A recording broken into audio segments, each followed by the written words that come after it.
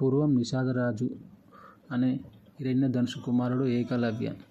చిన్నప్పటి నుంచి అతనికి ధనుర్విద్య అంటే ఎంతో ఇష్టం. ప్రపంచంలో అగ్రగణ్యుడు గురువు ద్రోణాచార్యుడని తెలుసుకున్న అతను వారికి శిష్యుడిగా మారాలని నిర్ణయించుకున్నాడు. ఏకలవ్య ద్రోణాచార్యుని వద్దకు వెళ్ళి, గురుదేవా, నన్ను మీ శిష్యుడిగా స్వీకరించండి అని అడిగాడు.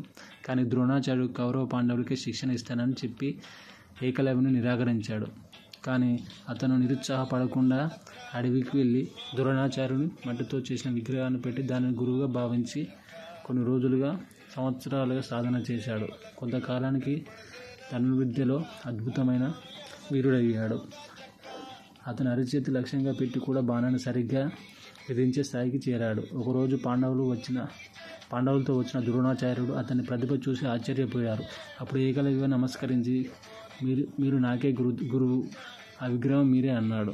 ద్రోణాచార్యుడు తన శిష్యుడు అర్జునుడు ప్రపంచంలో అత్యుత్తమ ధనుర్ధారి అవ్వాలని కోరుకున్నాడు. అందుకే గురుదక్షిణ గాని బొటనవేలు ఇవ్వాలి అని అడిగాడు.